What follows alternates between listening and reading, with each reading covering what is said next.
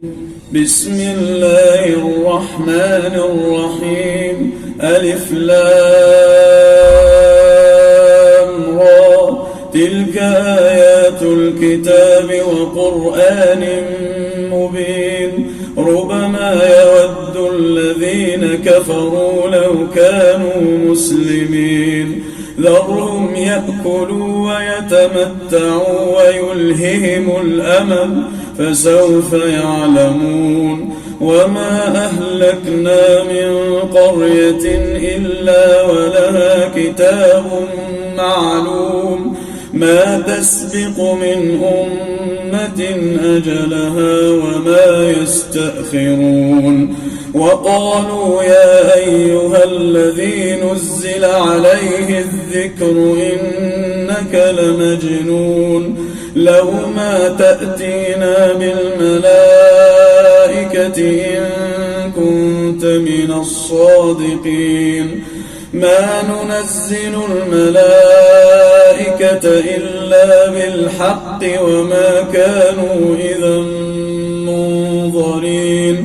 إنا نحن نزلنا الذكر وإنا له لحافظون. إنا نحن نزلنا الذكر وإنا له لحافظون. ولقد أرسلنا من قبلك في شيع الأولين، وما يأتيهم من رسول إلا كانوا به يستهزئون. كذلك نسلكه في قلوب المجرمين، لا يؤمنون به وقد خلت سنة الأولين. ولو فتحنا عليهم بابا من السماء لظلوا فيه يعرجون، لقالوا إنما سكرت أبصارنا بل نحن قوم مسحورون. ولقد جعلنا في السماء بروجا وزيناها للناظرين، وحفظناها من كل شيطان رجيم، إلا من استرق السمع فأتبعه شهاب مبين. والأرض مددناها وألقينا فيها رواسي وأنبتنا فيها من كل شيء موزون.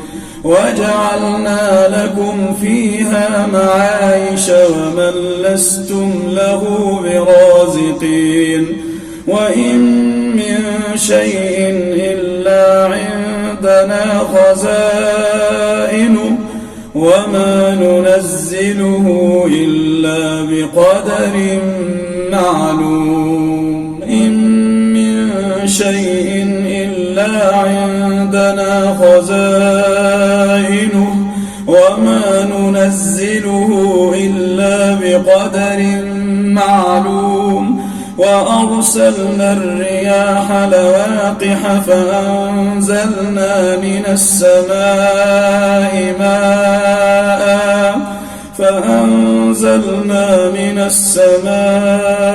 ماء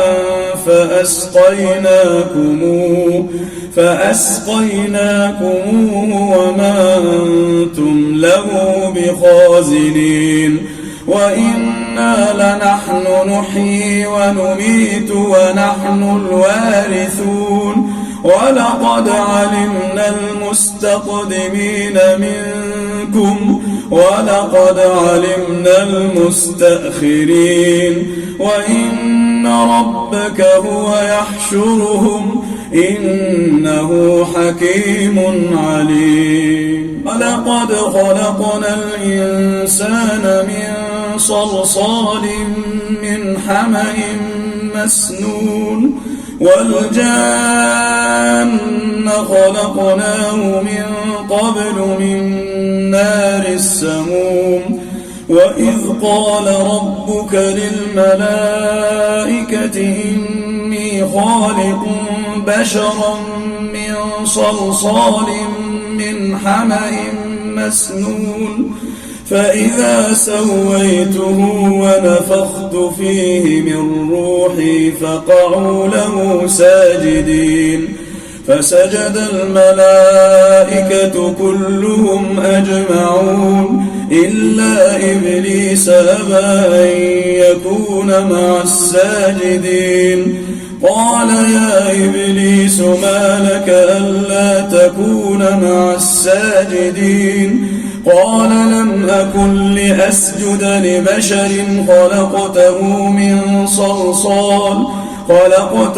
من صلصال من حمأ مسنون قال فاخرج منها فإنك رجيم وإن عليك اللعنة إلى يوم الدين قال رب فأنظرني إلى يوم يبعثون قال فإنك من المنظرين إلى يوم الوقت المعلوم قال رب بما أغويتني لأزينن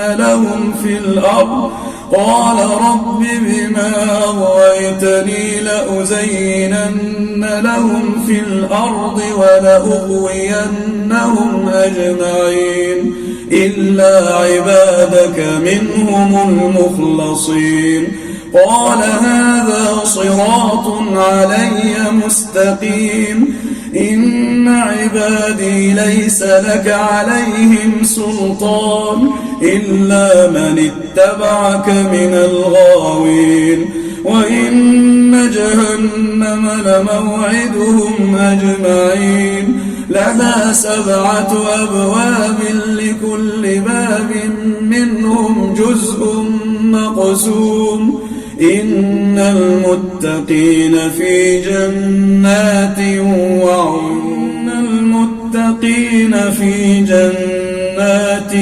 وعيون ادخلوها بسلام آمنين ونزعنا ما في صدورهم من غل إخوانا على سرر متقابلين لا يمسهم فيها نصب وما هم منها بمخرجين نبئ عبادي أني أنا الغفور الرحيم وأن عذابي هو العذاب الأليم ونبئهم عن ضيف إبراهيم نبئ عبادي أني أنا الغفور الرحيم وأن عذابي هو العذاب الأليم ونبئهم عن ضيف إبراهيم إذ دخلوا عليه فقالوا سلاما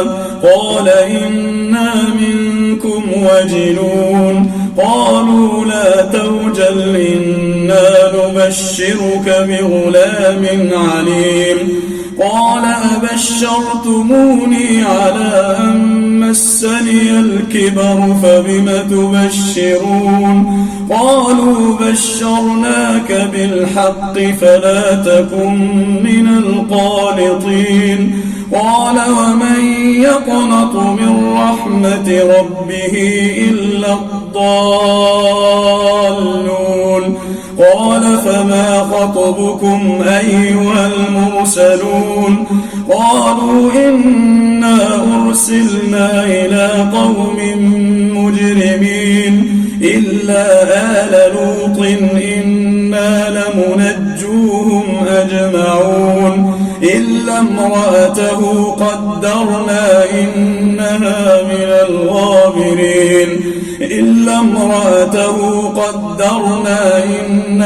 لمن الغابرين فلما جاء آل لوط المرسلون قال إنكم قوم منكرون قالوا بل جئناك بما كانوا فيه يمترون وأتيناك بالحق وإنا لصادقون فأسر بأهلك بقطع من الليل واتبع أدبارهم ولا يلتفت منكم أحد وامضوا حيث تؤمرون وقضينا إليه ذلك الأمر أن دابر هؤلاء مقطوع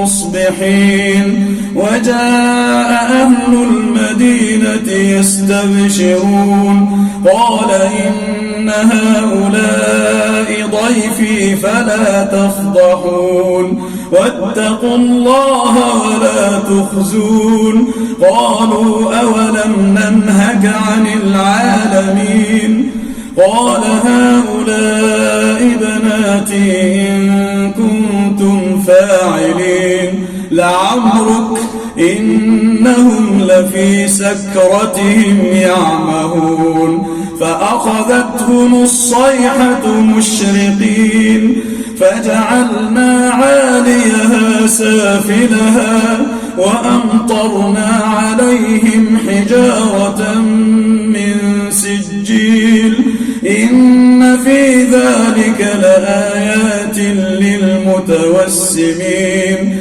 وإنها لبسبيل مقيم إن في ذلك لآية للمؤمنين وإن كان أصحاب الأيكة لظالمين فانتقمنا منهم وإنهما لبإمام مبين ولقد كذب أصحاب الحجر المرسلين وآتيناهم آياتنا فكانوا عنها معرضين وكانوا ينحتون من الجبال بيوتا آمنين فأخذتهم الصيحة مصبحين فما أغنى عنهم ما كانوا يكسبون وما خلقنا السماوات والأرض وما بينهما إلا بالحق وإن الساعة لآتية فاصفح الصفح الجميل إن ربك هو الخلاق العليم ولقد آتيناك 7 من المثاني والقرآن العظيم لا تمدن عينيك إلى ما متعنا به أزواجا منهم ولا تحزن عليهم واخفض جناحك للمؤمنين وقل إني أنا النذير المبين كما أنزلنا على المقتسمين الذين جعلوا القرآن عضين فوربك لنسألنهم أجمعين عما كانوا يعملون فوربك لنسألنهم أجمعين عما كانوا يعملون فاصدع بما تؤمر وأعرض عن المشركين إنا كفيناك المستهزئين الذين يجعلون مع الله إلها آخر فسوف يعلمون ولقد نعلم أنك يضيق صدرك بما يقولون فسبح بحمد ربك وكن من الساجدين واعبد ربك حتى يأتيك اليقين الله أكبر الحمد لله رب العالمين الرحمن الرحيم الرحيم مالك يوم الدين إياك نعبد وإياك نستعين اهدنا الصراط المستقيم صراط الذين أنعمت عليهم غير المغضوب عليهم ولا الضالين آمين. قل هو الله أحد الله الصمد لم يلد ولم يولد ولم يكن له كفوا أحد. الله أكبر.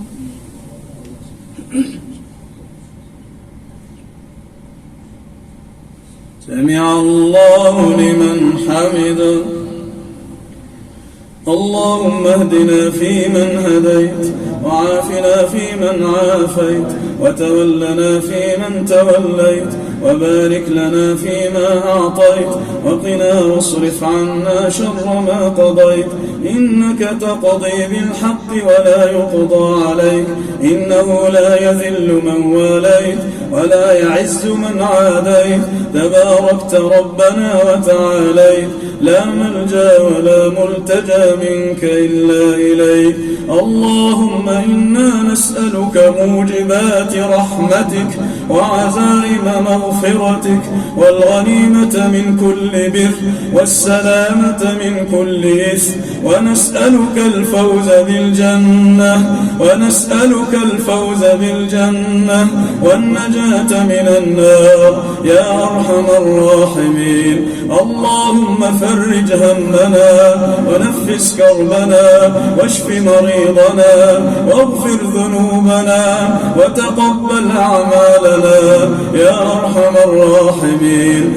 اللهم اقسم لنا من خشيتك ما تحول به بيننا وبين معصيتك ومن طاعتك ما تبلغنا به جنتك ومن اليقين ما تهون به علينا مصائب الدنيا ومتعنا اللهم بأسماعنا وأبصارنا وقواتنا أبدا ما أبقيتنا واجعله الوارث منا واجعل ثأرنا على من ظلمنا وانصرنا على من عادانا ولا تجعل مصيبتنا في ديننا ولا تجعل الدنيا أكبر همنا ولا مبلغ علمنا ولا إلى النار مصيرنا واجعل الجنة هي دارنا وقرارنا ولا تسلط علينا بذنوبنا من لا يخافك